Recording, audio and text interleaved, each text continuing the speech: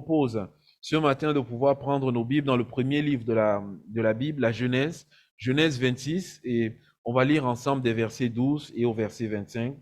Et ce matin, on va s'arrêter sur ces quelques versets, partager la parole du Seigneur. Genèse 26, des versets 12 au verset 25.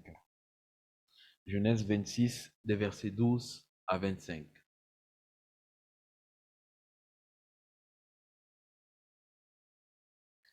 Isaac sema dans ce pays et il recueillit cette année le centuple, car l'Éternel le bénit. Cet homme devint riche et il alla en s'enrichissant de plus en plus jusqu'à ce qu'il devint fort riche. Il avait des troupeaux de menu bétail et de troupeaux de gros bétail et un grand nombre de serviteurs. Aussi, les Philistins lui portèrent envie. Tous les puits qu'avaient creusés les serviteurs de son père, du temps d'Abraham, son père, les Philistins les comblèrent et les remplirent de poussière. Et Abimelech dit à Isaac, va-t'en de chez nous, car tu es beaucoup plus puissant que nous. Verset 17, Isaac partit de là et campa dans la vallée de Guérar où il s'établit. Isaac creusa de nouveau les puits d'eau qu'on avait creusés du temps d'Abraham son père et qu'avaient comblés les Philistins après la mort d'Abraham, et il leur donna les mêmes noms que son père leur avait donnés. Les serviteurs d'Isaac creusèrent encore dans la vallée et y trouvèrent un puits d'eau vive. Les bergers de Guérar querellèrent les bergers d'Isaac en disant, l'eau est à nous. Et il donna au puits le nom d'Essek, parce qu'ils s'étaient disputés avec lui. Ses serviteurs creusèrent un autre puits, au sujet duquel on chercha aussi une querelle, et il l'appela Sitna. Il se transporta de là et creusa un autre puits, pour lequel on ne chercha pas querelle, et il l'appela Rehoboth. Car, dit-il, l'Éternel nous a maintenant mis au large, et nous prospérerons dans le pays. Il remonta de là à Beersheba. L'Éternel lui apparut dans la nuit et dit, je suis le Dieu d'Abraham, ton père, ne crains point, car je suis avec toi. Je te bénirai et je multiplierai ta postérité. À cause d'Abraham, mon serviteur, il bâtit là un autel, invoqua le nom de l'Éternel et y dressa sa tente. Et les serviteurs d'Isaac y creusèrent un puits. Alléluia. Et simplement ce matin, j'aimerais vous parler d'Isaac. Isaac, c'est un homme, on pourrait intituler ce partage profession creuseur de puits. Alléluia. Isaac, c'est un creuseur de puits, un puisatier. Et je crois à la lecture de ce passage et quand on va aller en profondeur, je crois que Dieu veut que nous soyons des creuseurs de puits. Alléluia. Des creuseurs de puits, non pas d'un point de vue physique, mais des creuseurs de puits spirituels. Amen. On sait que les puits ont joué un grand rôle, bien aimé, dans le temps de la vie des patriarches, Abraham, Isaac et Jacob. C'était de grands bergers, de grands agriculteurs. Ils avaient un grand troupeau. On voit ici, Isaac, il était riche, il était fort riche. Il était tellement riche parce que Dieu l'avait béni. Et figurez-vous que Dieu l'avait béni dans un territoire ennemi. Dieu l'avait béni dans le temps de la famine. C'était un moment où il y avait la famine, mais Dieu avait multiplié son troupeau. Alléluia. Isaac savait une chose, Abraham savait une chose, Jacob savait une chose, c'est que je peux être riche, je peux avoir un grand troupeau, mais si je n'ai pas des puits, je ne vais pas loin. Alléluia. Et c'est vraiment aussi une pensée, bien aimée. Dans la vie, on peut avoir beaucoup de choses. On peut être riche, mais si on n'a pas les puits qu'il faut, cette richesse ne nous sera pas d'une grande utilité d'un point de vue de l'éternité. Alléluia. Et ici, on sait également que dans la vie, même du peuple d'Israël, même dans la vie de Moïse, Moïse était un berger. Il a eu besoin des puits. On voit dans toute la Bible, bien aimée, il y a la nécessité du puits qui s'impose. Jusqu'à ce qu'on arrive dans le Nouveau Testament et on voit cette magnifique scène qui s'est déroulée au puits de Jacob. Amen. Cette femme qui est là, cette femme samaritaine, et qui va rencontrer le Seigneur Jésus. Où est-ce qu'elle la rencontre? Elle la rencontre au puits. Et là, il y a une transition qui va être opérée dans sa vie. Elle va passer du puits de Jacob au puits de Jésus. Alléluia. Le Seigneur Jésus va lui dire, mais si vous buvez de ce puits, vous aurez encore soif. Mais celui qui boira de l'eau que je lui donnerai n'aura jamais soif. La nécessité du puits, la nécessité de l'eau, bien aimé, c'est une nécessité qui est d'actualité. Quand on suit l'actualité, on se rend compte que l'eau est tellement important. Amen. Et ici, Abraham, il avait légué à son fils non seulement cette aptitude de creuser des puits, mais il avait légué des puits à son fils. Et voilà que Isaac, qui commence sa vie, vous savez, Genèse 25, Abraham va mourir, Isaac commence aussi sa vie, Isaac va commencer à boire dans les puits de son père. Amen. Il va boire dans les puits de son père, mais voilà, qu'en devenant trop puissant, l'ennemi va être jaloux de lui. Et l'ennemi, qu'est-ce qu'il va faire? Il va boucher tous les puits. Il va fermer tous les puits. Mais Isaac ne va pas se démonter, bien-aimé. Et j'aimerais nous dire, ne baissons pas les bras. Des fois, l'ennemi veut boucher les puits, mais continuons de creuser. Et le verset 18 nous dit simplement, Isaac, il va creuser les puits que son père avait déjà creusés. Alléluia. Il va déboucher toutes choses et fort encore, il va donner les mêmes noms. Amen. Quand je regarde ces puits, quand je vois Abraham, le père de la foi, moi, il y a simplement cette pensée qui me vient à l'esprit, c'est que nous aussi, nous sommes assis sur les épaules de nos pères spirituels. Alléluia. Ces pères spirituels, ce sont les pères de l'Église. Ces pères spirituels, ce sont les apôtres, Pierre, Jacques, Jean, Paul. Ces pères spirituels, ce père spirituel, la postérité d'Abraham, c'est Jésus lui-même. Eux, ils ont déjà creusé les puits, bien-aimés. Ces puits sont déjà là. Mais malheureusement, lorsque le Seigneur Jésus nous bénit, lorsque nous allons en nous enrichissant, l'ennemi a un désir, il est jaloux, il veut fermer ces puits. Et ce matin, j'aimerais nous encourager à déboucher les puits. Bien sûr, ce sont des puits spirituels et ces puits avaient des noms. Et chaque fois, bien aimé, ces puits avec des noms, et chaque fois que Abraham avait une relation avec Dieu, chaque fois qu'il faisait une expérience avec Dieu, il donnait un nom, il dressait un autel. Et les puits nous parlent des expériences avec Dieu. Alléluia. Des expériences avec Dieu dont on n'oublie pas le nom. Amen. Bien sûr, là, je vais vous parler non pas des puits physiques, mais des puits spirituels. J'en ai simplement isolé 4 puits spirituels. Il y en a beaucoup. Les puits de nos pères. Premièrement, j'ai pensé à ce premier puits. Ce premier puits qui s'appelle le puits du salut. Alléluia. Il y a ce puits, bien-aimé, qui a été creusé depuis fort longtemps. On ne peut plus le creuser. On ne peut plus poser un autre fondement. Deux fois dans la Bible, Jérémie, il dit, retrouvez les anciens sentiers. Alléluia. Ce sont les anciens sentiers. Ce sont les anciens puits. On ne va plus créer un autre salut. Le salut, c'est en Jésus-Christ. Alléluia. Il n'y a de salut en aucun autre, mais en Christ seul.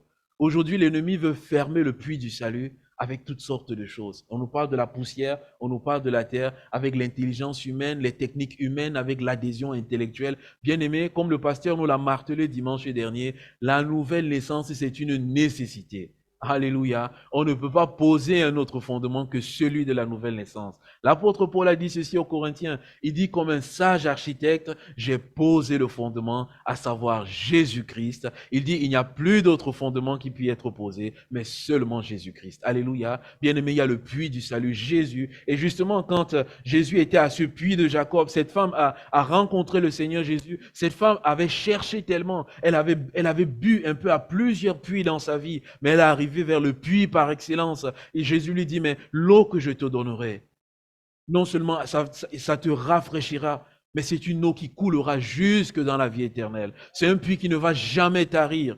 Et elle lui dit, donne-moi de cette eau. Donne-moi de cette eau afin que je boive, afin que je ne vienne plus ici. Bien-aimé, le puits du salut, il restera le puits du salut. Si peut-être on a cherché autre artifice pour être sauvé, je dis, Seigneur, je veux revenir à Jésus. Je veux revenir à la parole. Notre frère, pendant qu'il conduisait la louange ce matin, il a eu cette pensée de l'esprit comme une personne qui était là, qui était comme culpabilisée.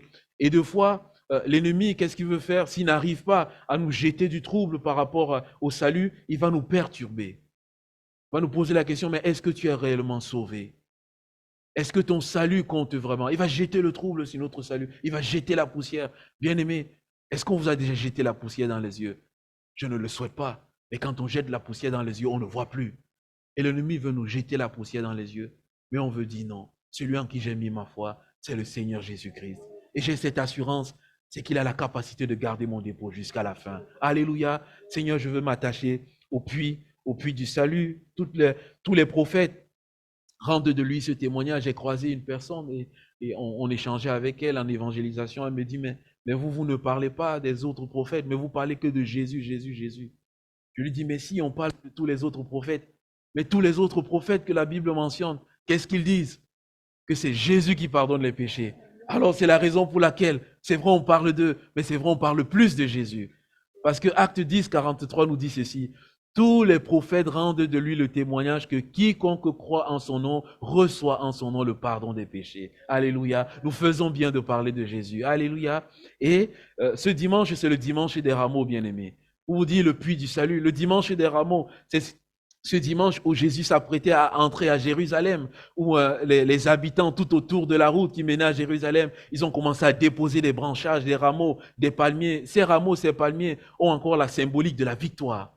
Et ils ont commencé à crier, Hosanna, Hosanna, béni soit celui qui vient au nom du Seigneur. Alléluia. Ils ont commencé à crier ce puits, sauve maintenant, alléluia. Mais malheureusement, ils croyaient que Jésus était un sauveur d'un point de vue physique, qu'il allait venir, qu'il allait instaurer sa royauté en poussant les Romains dehors. Mais Jésus est un sauveur d'un point de vue premièrement spirituel. Le salut d'un point de vue physique, ça viendra plus tard lors de sa seconde venue. Bien-aimés, en ce dimanche de Rameaux, je veux nous dire, dépoussiérons le puits du salut. Alléluia, débouchons ce puits, revenons au puits du salut. Le Seigneur Jésus dit, vous qui avez soif, venez buvez. Buvez gratuitement, Ésaïe 55. Alléluia. Buvez gratuitement parce qu'il y a un qui a déjà payé. Vous n'avez plus besoin de faire des efforts. Simplement d'avoir soif et de mettre votre confiance dans le Seigneur Jésus. Alléluia. Dépoussiérons, attachons-nous au Seigneur Jésus parce que tu es riche en Jésus, le puits par excellence. Rappelle-toi, l'ennemi sera jaloux de toi et voudra jeter la poussière. Mais toi, débouche le puits. Un autre puits que le Seigneur a mis sur mon cœur en pensant à la vie d'Abraham. Abraham, c'est un homme qui, en Genèse 15, il a tissé une alliance avec Dieu. Amen. Un de ses anciens puits, et on l'a encore célébré ce matin, la Sainte Seine. On ne posera pas un autre fondement que celui de la Sainte Seine. On ne mettra pas une autre alliance que celle de la Sainte Seine. Alléluia. C'est la nouvelle alliance par excellence. Amen. Et le Seigneur nous demande en permanence d'aller nous abreuver au puits de la nouvelle alliance. Alléluia. D'aller nous abreuver au puits de cette alliance avec tous les termes de cette alliance, toutes les bénédictions, toutes les richesses qui sont dans cette alliance, toutes les exigences qui sont dans cette alliance, tous les devoirs de cette alliance, mais aussi tous les droits de cette alliance. Alléluia. Quand Abraham a fait l'alliance avec Dieu, ça a été scellé dans son cœur, c'est que Dieu va accomplir la promesse. Alléluia. Mais bien aimés, ce matin, nous avons célébré la Sainte Seine, la nouvelle alliance. Nous sommes entrés dans une nouvelle alliance avec le Seigneur. Amen. Vivons dans cette alliance. 2 fois, je me rappelle, j'ai prêché un dimanche ici sur l'alliance. Et je le disais dans la semaine à Nicolas, j'ai prêché sur l'alliance et je vous assure, bien aimés, de tous les messages que j'ai prêchés, il n'y en a pas un qui revient en permanence sur mon cœur comme ce message de l'alliance. Presque tout le temps, dans mes temps de prière et dans ma marche, le Seigneur me le dit, rappelle-toi que tu es dans l'alliance. Alléluia. Il dit, rappelle-toi que tu es dans l'alliance et rappelle-toi les termes de l'alliance. Amen. Ce sont les termes de l'alliance qui vont te donner d'aller de l'avant. Et alors, quand je passe en revue les termes de l'alliance, c'est une alliance de grâce. Rappelle-toi que la marche avec moi, c'est la grâce. Alléluia. Ça ne s'appuie pas que sur tes efforts. Ça s'appuie sur ma grâce. Rappelle-toi que c'est la foi. Rappelle-toi que c'est une alliance éternelle. Rien ne nous séparera de l'amour de Dieu manifesté en Jésus. Est-ce la tribulation? Est-ce la nudité? Est-ce le péril? Est-ce les difficultés? Rappelle-toi que rien. Amen. Ce matin, je veux nous rappeler cela. Débouchons le puits de l'alliance. Alléluia. 2 fois, il y a la poussière de l'oubli qui veut vouloir couvrir ce puits. Il y a la terre de l'oubli qui veut couvrir ce puits. Rappelons-nous que nous sommes dans une alliance avec Dieu. Et dans cette alliance, Dieu a promis de pourvoir à nos besoins. Dans cette alliance, Dieu a promis de nous défendre. Dans cette alliance, Dieu a promis d'être à nos côtés. Amen. Rappelons-nous que nous sommes dans une alliance avec le Seigneur. L'ennemi veut nous faire oublier cela, mais nous voulons tenir ferme. À côté de l'alliance, il y a un autre puits. Il y a le puits de la foi. Amen. Il y a le puits de la foi, bien-aimé. On a besoin de dépoussiérer notre foi. Abraham, il est à juste titre, il est appelé le père de la foi. Abraham n'avait pas la Bible. Nous, aujourd'hui, on a la Bible. On peut lire toutes ces histoires, on peut les réciter, mais lui n'avait pas la Bible. Il venait d'une tribu, une culture païenne.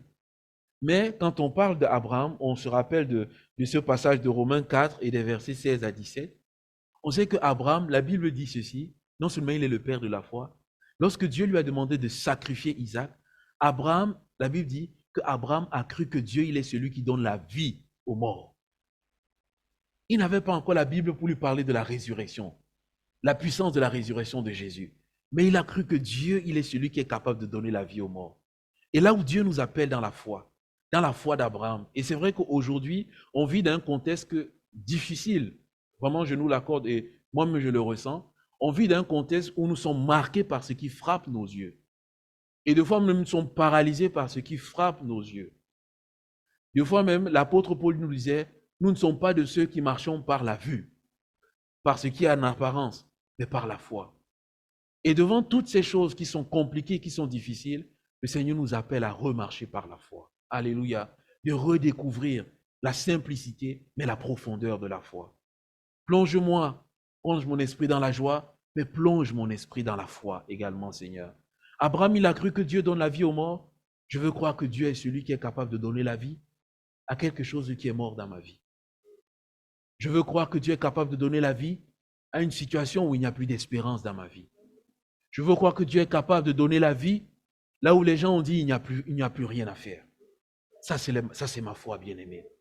La foi d'Abraham, elle dit ceci. Il est celui qui appelle à l'existence ce qui n'existe pas. Je veux croire que Dieu, il est capable pour moi, qui suis dans l'alliance avec lui, qui est son fils chéri, qui est sa fille chérie, Dieu est capable d'appeler à l'existence quelque chose qui n'existe pas. Dieu est capable pour moi de créer quelque chose qui n'existe pas. Alléluia. Il n'y a pas encore d'école pour ma formation. Je crois que Dieu est capable de toucher le cœur de quelqu'un qui va créer une école pour la formation que je dois faire, en vue du métier que je dois faire. Bien-aimé, Dieu est capable de le faire. Il n'y a pas encore de poste pour moi, mais je crois que Dieu est capable, au sein de mon entreprise, de créer un poste uniquement pour moi. Et lorsque je pars à la retraite, le poste se ferme après. Alléluia. J'ai la foi. C'est mon Dieu. Alléluia. Bien-aimé, le Seigneur veut nous propulser dans cette foi. Je crois que Dieu est capable de faire infiniment au-delà de ce que je lui demande. Et alors que je crois cela, ça va m'amener à ne pas limiter mon Dieu. Amen. Ça va m'amener à croire que vraiment de nulle part, Dieu peut faire quelque chose qui m'étonne. Le seul qui est capable de créer quelque chose à partir de rien, c'est Dieu. Amen. Tous sur la terre ont créé, toutes les inventions qui ont été faites, bien aimé, quand on creuse en profondeur, ça a été créé à partir d'une base, et cette base, c'est ce que Dieu a créé. Amen. Bien aimé, on veut marcher avec la foi. Et cette semaine, j'ai eu à revoir le titre d'un livre que j'ai lu depuis longtemps, Le réveil au milieu des Zoulous, en Afrique du Sud, dans toute cette région-là, le Botswana, le Lesotho, l'Afrique du Sud. Et il y a eu un grand réveil dans toutes ces régions-là, au milieu du peuple zoulou, justement, amené par un Danois, Erlo Stegen. Et quand il y a eu ce réveil-là, il y a un petit enfant, il a dormi et Dieu lui a donné une vision. Ce petit enfant s'est réveillé, il est allé voir Erlo Stegen. Il a dit au pasteur Erlo Stegen, il dit, quand je dormais, le Seigneur m'a montré que sur ce terrain-là qui nous appartient, en fait, j'ai vu un geyser, comment dirais-je, une source qui montait tout d'un coup. Un geyser, oui. Et là, Erlo Stegen, il dit, OK. Dans la foi, il a cru à la vision du petit et il a fait venir ses amis de Suisse. Il dit, mais il y a un petit qui nous a dit qu'il a eu cette vision. Est-ce que vous pouvez creuser? Ils se sont mis à creuser. Ils ont creusé, ils sont descendus et ils ont trouvé l'eau. Ils ont pris l'eau, ils ont fait analyser l'eau dans les grands laboratoires de ce monde. On a dit, on n'a pas trouvé une eau aussi pure que celle-ci. C'est comme ça que sur ce terrain-là, ils ont construit une entreprise pour créer de l'eau potable. Et il dit, quand l'entreprise a commencé à tourner à plein régime, on vendait les bouteilles d'eau de cette entreprise plus que les canettes de Coca-Cola. Bien-aimé, la foi. Le puits de la foi. Avec le puits de la foi, on va découvrir les sources que Dieu en réserve pour nous. Et je me dis, notre monde est en train de souffrir dans les difficultés. Si seulement on pouvait avoir la foi et de dire à Dieu, Seigneur, où est-ce que nous allons puiser? Où est-ce que nous allons creuser pour trouver l'eau que tu as mise sur la terre? Moi, je pense que les problèmes que nous avons aujourd'hui, les problèmes que nous assistons en ce moment, si on avait recours à Dieu, je pense que Dieu nous montrerait la solution. Ne croyez-vous pas? On voit tout ce qui est en train de se passer. Nous sommes peinés par tout ce qui est en train de se passer. Mais je crois que Dieu qui a créé le sol, Dieu qui est capable de faire naître l'eau dans les nappes phréatiques, si on met la foi en lui, Il peut simplement dire à un agriculteur, va creuser à tel endroit, j'ai mis l'eau, parce que je suis le Créateur. Alléluia. Le puits de la foi dans notre Dieu. Il y a le puits de la louange, bien aimé, de l'adoration. On sait que Abraham, c'était un grand adorateur, dans ce sacrifice de son fils, dans ce don de soi. Et bien aimé, ça fait partie de ces anciens puits où le Seigneur nous dit, il y a l'ennemi, comme notre frère nous disait, l'ennemi qui veut nous empêcher de louer, l'ennemi qui veut nous empêcher d'adorer. Alléluia. Il y a certains qui n'arrivent plus à louer, qui n'arrivent plus à adorer, qui n'éprouvent plus cette joie. Alléluia. Le Seigneur dit, dépoussière le puits de l'adoration, dépoussière le puits de la louange, parce que cela ne vient pas, cela vient de l'ennemi. C'est l'ennemi qui est jaloux que tu puisses adorer ton Dieu. Regarde, lorsque ton Seigneur Jésus a commencé son ministère, qu'est-ce qu'il a voulu faire? Il a dit, si tu te prosternes devant moi et si tu m'adores, je te donne tous les royaumes de la terre. L'ennemi désire une seule chose, que nous puissions l'adorer. Mais nous disons non, nous n'allons pas adorer, nous n'allons pas t'adorer, nous n'allons pas adorer les choses que tu mets devant nous, mais nous allons adorer notre Dieu seul. Amen. Mon frère, ma soeur, dépoussière le puits de la louange, dépoussière le puits de l'adoration et tu vas voir comment le Seigneur va réjouir, va te renouveler, comme on a chanté ce chant, plonge-moi dans ta rivière. Tu vas voir comment le Seigneur va te plonger dans sa rivière de joie, d'amour. Alléluia. Dépoussière le puits de l'adoration. Et Isaac, c'est ce qu'il a fait. Il a redonné, je disais, il a redonné les mêmes noms, bien aimés. Il n'a pas donné d'autres noms. Et c'est vrai qu'aujourd'hui, qu'est-ce qui se passe? On veut de la nouveauté. On veut la nouveauté dans la louange, dans l'adoration. Et on donne des nouveaux noms, on fait des nouvelles choses. Ah non, Isaac a laissé le même nom. Bien aimé, nous ne voulons pas employer d'autres artifices pour adorer le Seigneur. On ne peut pas utiliser la fumée pour adorer. Non, non, non, non. On n'a pas besoin de la fumée pour adorer le Seigneur. On n'a pas besoin des lumières qui tournent dans tous les sens. Non, on n'a pas besoin de cela. Aujourd'hui, on a vu de créer des nouveautés, mais on fait toutes ces choses. Mais Dieu n'est pas dans ces choses. Alléluia. Dieu est dans la simplicité. Dites-moi, et dans un pays qui est au fin fond des Philippines, ou alors au fin fond de l'Afrique, où ils n'ont pas de lumière et tout, où est-ce qu'ils vont trouver la fumée? Où est-ce qu'ils vont trouver la lumière? Ils n'en ont pas. Ils savent simplement que s'ils mettent leur foi en leur Dieu, ils peuvent adorer.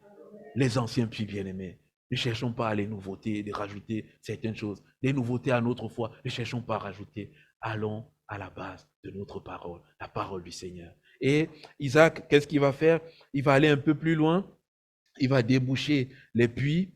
Il va creuser d'autres puits. Et j'ai intitulé cette seconde partie des puits à fuir.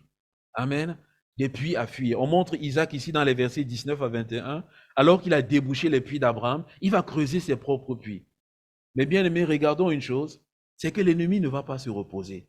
Et vraiment, c'est quelque chose que j'aimerais nous dire, c'est que l'ennemi ne se repose jamais, malheureusement. Nous devons toujours être vigilants. Il va creuser de nouveaux puits et l'ennemi va venir prendre ces nouveaux puits. Non content de ce qu'il est débouché, il va venir prendre ces nouveaux puits. Mais moi, j'aime Isaac. Parce que Isaac, c'est un artisan de paix. Alléluia. Isaac n'aime pas les soucis. Il n'aime pas les difficultés. Il n'aime pas les querelles. Il va creuser le puits. Ils vont venir arracher le puits. Ils vont dire, mais le puits est à nous. Isaac va dire, je donne le nom du puits. Ézek, c'est le puits de la querelle. Et Isaac, qu'est-ce qu'il va faire? Il va se déporter plus loin. Isaac dit simplement ceci, moi, je ne vais pas boire l'eau de la querelle. Moi, je ne vais pas boire l'eau de la dispute. Moi, je ne vais pas boire l'eau de la contestation. Moi, je ne me nourris pas dans cette eau-là. Alléluia. Le Seigneur nous dit, c'est vrai que des fois, on peut creuser des puits. Des fois, on peut avoir des opportunités. Des fois, il peut y avoir des situations qui sont là. Mais dans ces situations que nous avons, alors que nous avons raison, il y a des contrariétés qui arrivent. Il y a des oppositions qui arrivent. Il y a l'ennemi qui arrive. Le Seigneur nous dit, laissons cela, avançons. Alléluia. Laissons cela, allons un peu plus loin pour creuser. Mon frère, ma soeur, tu as raison. Alléluia. Mais s'il y a la contestation, laisse cela. Ne sois pas dans la contestation. On ne peut pas bâtir une vie sur la contestation. On ne peut pas bâtir une vie sur la querelle. On ne peut pas bâtir une vie sur la dispute. Sinon, on va être sec à l'intérieur. Isaac avait compris cela. Et il est déjà dans le sermon sur la montagne. Vous savez pourquoi? La Bible dit, heureux ceux qui procurent la paix, car ils seront appelés fils de Dieu. Soyez de ceux-là qui procurent la paix. Isaac va creuser un autre puits. Mais malgré ce puits-là, avec la création de ce puits, il y aura encore la querelle. Et ils vont donner le nom à ce puits, Sitna. Dispute également, querelle. Mais en travaillant ce passage, j'ai regardé ce mot Sitna. Mais ce mot Sitna, il a une racine. Vous voyez déjà laquelle la racine? Est-ce que quelqu'un peut imaginer un peu la racine. Sitna. Sitna a pour racine Satan. Sitna a pour racine Satan. Ils creusent un autre puits, ils viennent encore quereller. Bien aimé, il y a des puits, Satan veut qu'on boive à ces puits. Des bons puits, Satan veut le transformer en ces puits. Les puits de la convoitise, de la chair, des yeux, l'orgueil, toutes ces choses-là. Mais de dire, Seigneur, je ne veux pas boire dans ces puits. Mon frère, ma soeur, quel est le puits en ce moment qui génère comme une contestation, qui génère comme l'adversité, le rejet? Quel est ce puits-là? J'aimerais simplement t'encourager ce matin à ne pas boire à ce puits, à rejeter ce puits et aller de l'avant. Ne pas baisser les bras. Vous voyez, creuser, ce n'est pas évident. Creuser, ce n'est pas facile. Si vous voyez des puisatiers, ou bien même ceux qui creusaient des tombes, aujourd'hui, on a des tractopelles, ça va vite. Mais du temps d'Isaac, ils n'avaient pas des tractopelles, bien aimés. Ils avaient plutôt la pelle. Et ils devaient creuser. Creuser, ça demande de l'énergie. Creuser, ça demande de l'effort. Creuser, ça demande de la persévérance. Mon frère, ma soeur, ça va te demander, une fois que tu auras refusé de voir à ces puits-là, de continuer de déployer de l'effort, de l'énergie. Mais si tu ne te baisses pas, si tu ne te lasses pas, autant pour moi, si tu n'abandonnes pas, le Seigneur te fera grâce. Alléluia. Comme il a fait grâce à Isaac. Il a fait grâce à Isaac et Isaac, qu'est-ce qu'il a fait? Il a creusé, il est arrivé à un autre puits. Ce puits s'appelle Rehoboth. Alléluia. Rehoboth veut dire simplement, l'Éternel nous a mis au large. Là où l'ennemi voulait me serrer, là où l'ennemi voulait me presser, l'Éternel nous a mis au large. Et quand on regarde cette expression, l'Éternel nous a mis au large, on pense aux marins. On pense aux marins, le lieu dans lequel le bateau a sa pleine puissance, ce n'est pas dans le bord. On est d'accord? C'est lorsque le bateau est loin en mer. Bien aimé, le prochain puits qu'on va creuser, ce sera un puits qui est très très loin, où le Seigneur va élargir.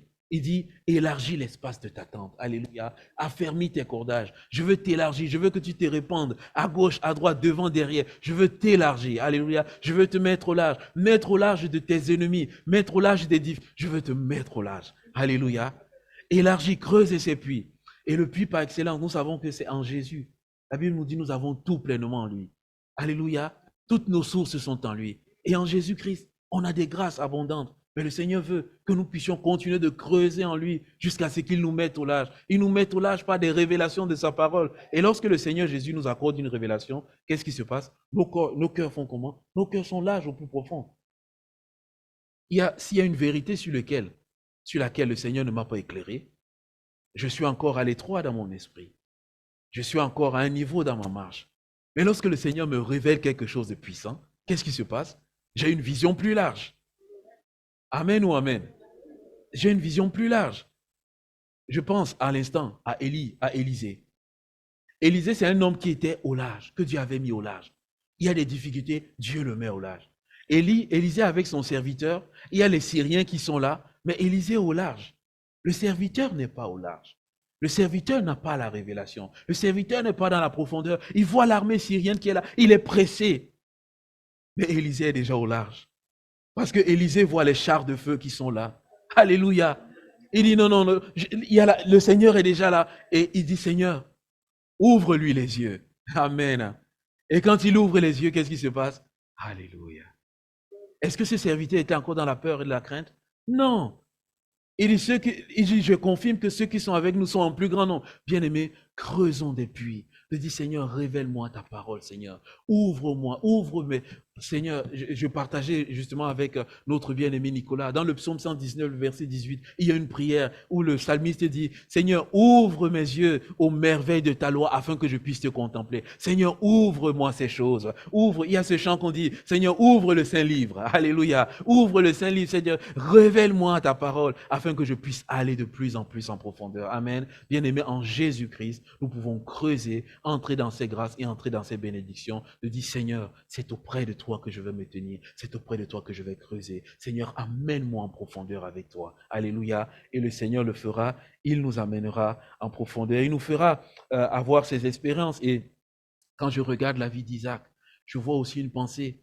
Isaac, il s'est appuyé sur les puits de son père, mais il ne s'est pas arrêté dessus, bien-aimé.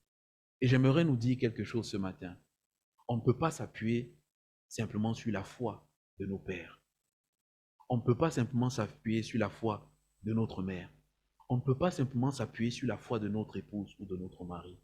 Nous devons nous-mêmes aller creuser nos puits. Nous devons nous-mêmes aller chercher nos propres expériences avec Dieu. Isaac a eu besoin lui-même de faire ses propres expériences avec Dieu. Alléluia.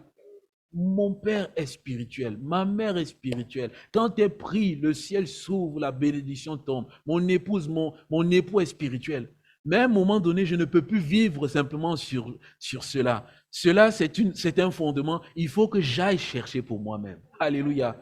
Bien-aimé, je nous encourage vraiment. J'ai besoin moi-même d'aller chercher. Lorsque mon épouse fait une expérience, je dis gloire à Dieu. Elle a fait une belle expérience, Seigneur. Seigneur, je suis jaloux de la bonne jalousie. Il faut que je fasse ma propre expérience. Amen.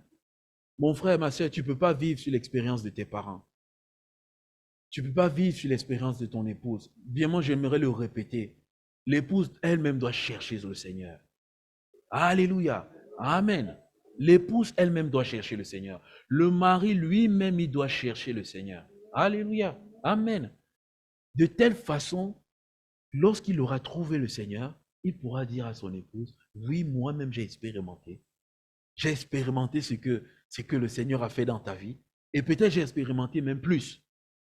La difficulté souvent, là où il y a souvent des faillites, c'est que pendant longtemps, soit l'époux s'est longtemps appuyé sur la foi de son épouse, soit l'épouse s'est appuyée sur la foi de son époux, soit l'enfant s'est appuyé sur la foi de ses parents, et quand il est quitté du cocon familial, et lorsqu'il y a eu les tempêtes, ce n'était pas sur sa propre foi, ce n'était pas les expériences personnelles, mais c'était les expériences des parents. Bien sûr, je ne dis pas qu'il sera perdu à tout jamais, non. À ce moment-là, le Seigneur lui permettra de faire ses propres expériences. À telle enseigne qu'il dira, papa, tu as vécu, mais moi aussi j'ai vécu. Papa, tu m'as dit, mais moi aussi j'ai vécu. Bien-aimés, cherchons à vivre nos propres expériences avec le Seigneur. Le pasteur nous dit cela ce matin, mais moi aussi je veux vivre l'expérience. Amen. C'est la raison pour laquelle, bien-aimés, je nous encourage. Je partage cette parole avec nous. Ça nous fait du bien. Mais je nous encourage. Retournons à la maison. Et dis, Seigneur, j'ai entendu ce que le pasteur a dit ce matin. Je veux vivre tout ce qu'il a dit. Fais-moi vivre ces choses-là. Donne-moi d'expérimenter tout ce qu'il nous a partagé. Et bien aimé, je vous assure, le Seigneur vous fera expérimenter ces choses. Alléluia. Que Dieu soit béni. On a besoin de vivre cela. Le verset 25 par lequel je clôture, on se rend compte que dans tous ces moments où Isaac était en train de creuser, Isaac avait des difficultés, Isaac avait des résistances, on voit que Dieu est silencieux. Je ne sais pas si vous avez remarqué, Dieu est complètement silencieux. Mais lorsque Isaac a été mis au large et que Isaac est remonté à Beersheba, là où Abraham lui aussi avait creusé un puits, qu'est-ce qui s'est passé? Le verset 25, la Bible nous dit ceci. L'Éternel, 24, l'Éternel lui apparut dans la nuit et dit, je suis le Dieu d'Abraham, ton père. Ne crains point, car je suis avec toi. Je te bénirai, je multiplierai ta postérité à cause d'Abraham, mon serviteur. Amen. Bien-aimé, deux fois, on peut traverser des moments, on a l'impression que Dieu n'est pas là. Mais lorsqu'on décide d'être un artisan de paix, lorsqu'on décide d'avoir soif et d'aller chercher le Seigneur, oh, notre Dieu n'est jamais bien loin. À un moment précis, le Seigneur va apparaître. Il va dire, ne t'inquiète pas, je suis avec toi. Ne crains pas. Alléluia. J'ai été le Dieu de ton père Abraham. Tu as vu ce que Abraham a fait. Tu as vu tout l'historique de ma marche avec lui. Je suis le Dieu qui fera la même chose avec toi. Tu vas faire des expériences avec moi. Amen. Bien-aimé, Dieu est avec nous lorsque nous décidons d'être des artisans de paix et de creuser des puits. Alléluia. Et, bien-aimé, lorsque nous décidons de marcher dans cette direction, le Seigneur va nous accompagner et le Seigneur, regardez ce qui va se passer. Je n'ai pas lu entièrement. Quand vous allez lire le verset 32, dans le verset 32, Abimelech et toute son équipe va venir.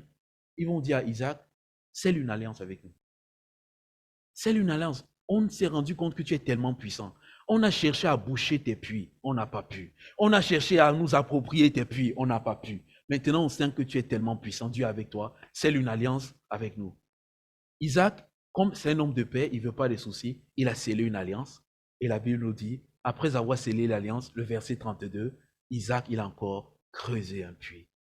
Bien-aimé, j'aimerais simplement nous dire en clôture, lorsque l'Éternel approuve les voies d'un homme, il dispose à son égard favorablement même de ses ennemis. Alléluia.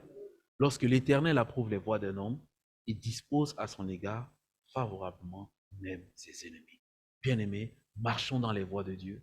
Il y aura la résistance, mais à un moment donné, l'Éternel va plier l'ennemi sous nos pieds. Amen. Simplement ce matin, bien-aimés, ce passage pour nous encourager, soyons de ceux-là qui creusons des puits. Amen. Seigneur, je veux dépoussiérer les puits de mes pères. Seigneur, il y a des puits que je veux fuir. Seigneur, je veux aller dans la profondeur de ta révélation et des vérités. Et je sais que par-dessus toute chose, c'est en Christ que j'ai tout pleinement. Alléluia.